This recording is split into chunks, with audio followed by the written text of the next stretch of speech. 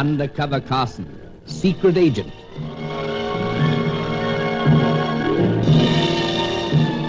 Operation Deathray, an assignment in Rio.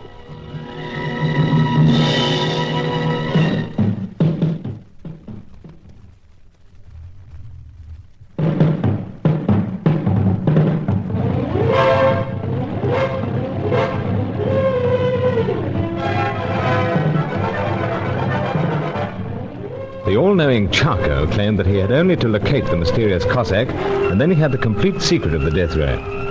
Meanwhile, the spotlight was concentrated on the red-headed American bird painter, Hetty Fitzhenry.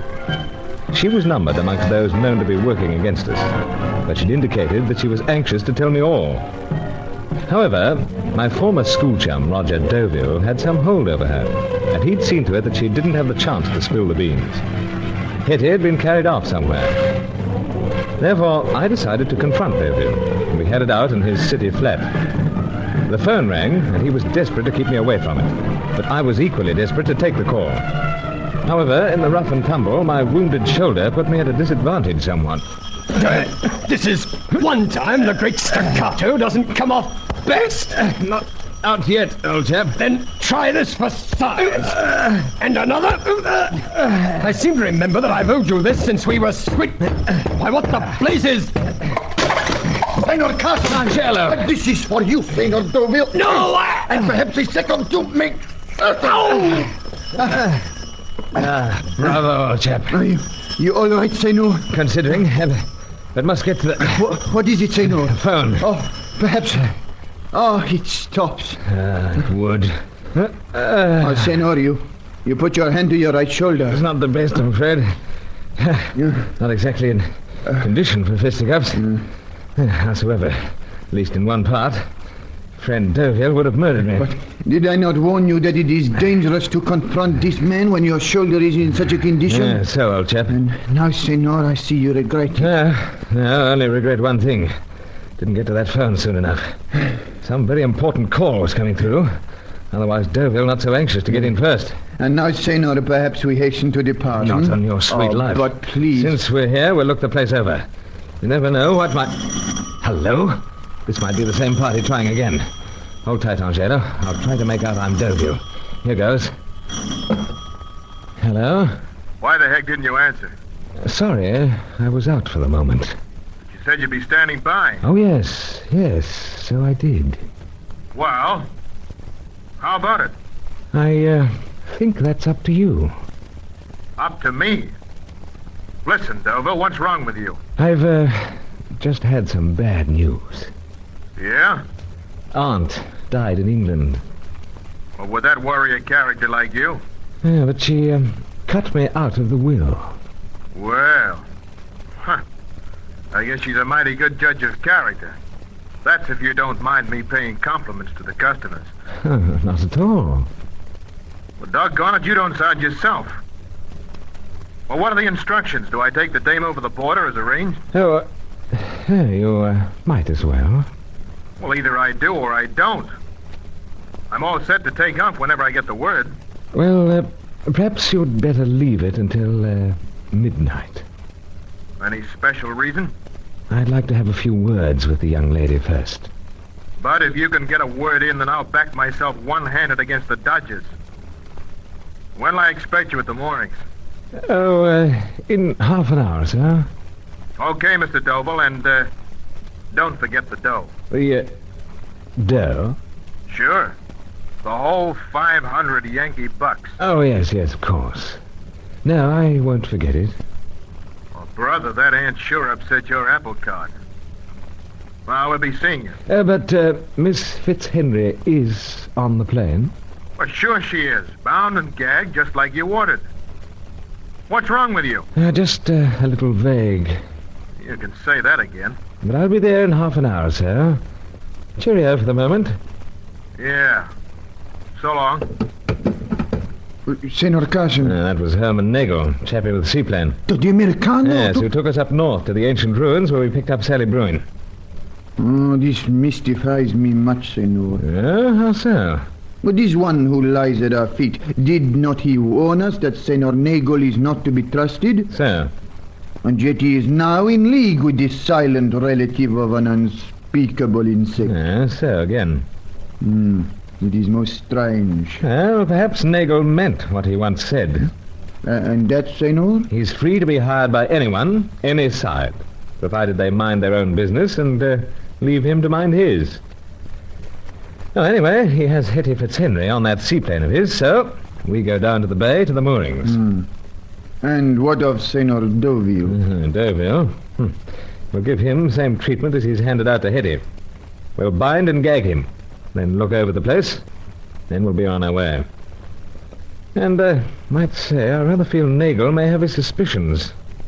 I didn't really care for the way he said goodbye. But did he not take it for granted that he was speaking to Senor Deauville? Well, I rather hoped so. I did my best to sound like him. Howsoever, we shall be prepared for the worst.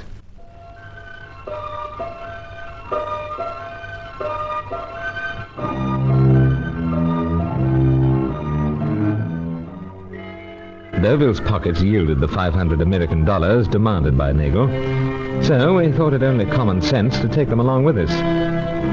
In the few minutes that we spent looking the place over, nothing worthwhile came to light. So we left friend Roger neatly packaged in some of his best bed linen, and then set off for the seaplane moorings in Sir Giles Davenport's Rolls. We stopped half a mile from the jetty. For what purpose is this, Senor? I must look things over, old chap. Oh, but all is in darkness, and we are beyond the glow of the lights that line the bay. Howsoever, there's still a faint light near the jetty. There is, Senor. Indeed. So, let's get out. See.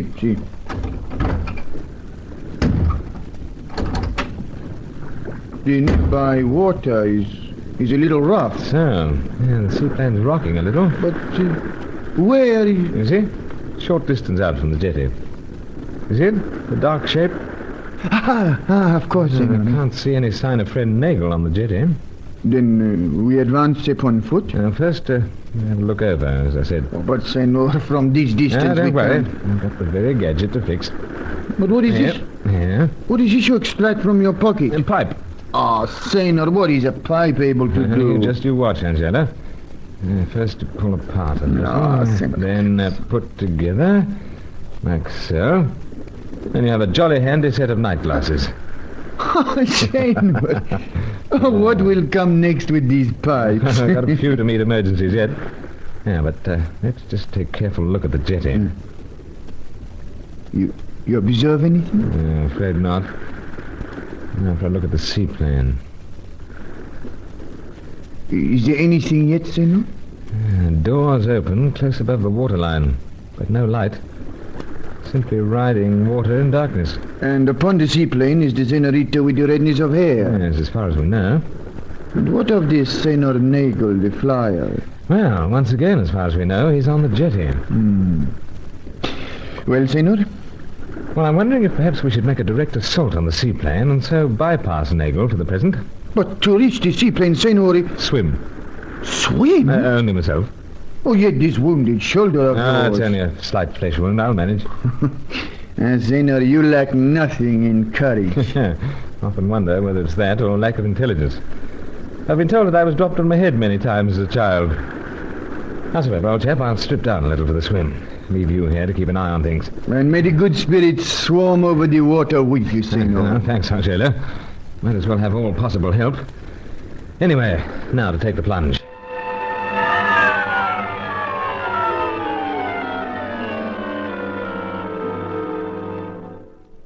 The water was pleasantly warm, and I more or less drifted out, swimming side-stroke, resting the damaged shoulder as much as possible. The seaplane remained in darkness, still bouncing a little on the water. It was 15 minutes at least before I was alongside. I hauled myself into the cabin through the open hatch. Hetty.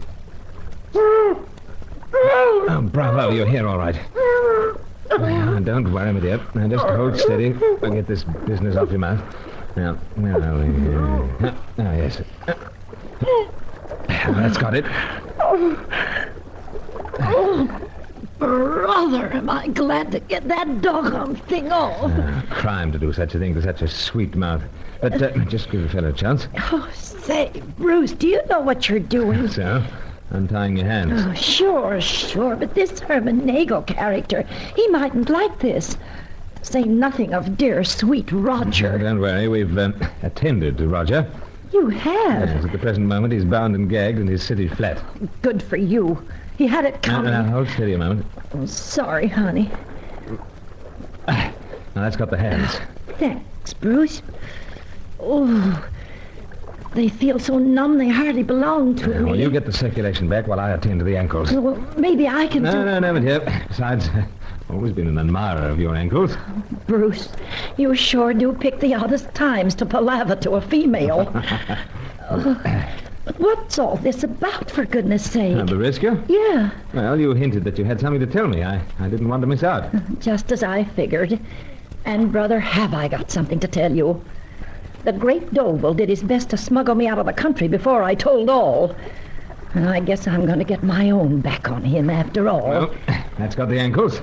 Sure. Now I can move round. Now, Hetty, I think perhaps we're down to... Hello? You see that flash of light? That'll be Nagel from the wharf. It usually means he's getting ready to row out here. Row out here? Let's see. Great heavens, yes. I can just make out a shadow getting into the dinghy. That makes it rather awkward, eh, honey? You're not slipping through his fingers this time. Hetty, can you swim? Well, not especially well. That's a pity. But, Bruce, I could go overboard for you any time. So let's get out of here.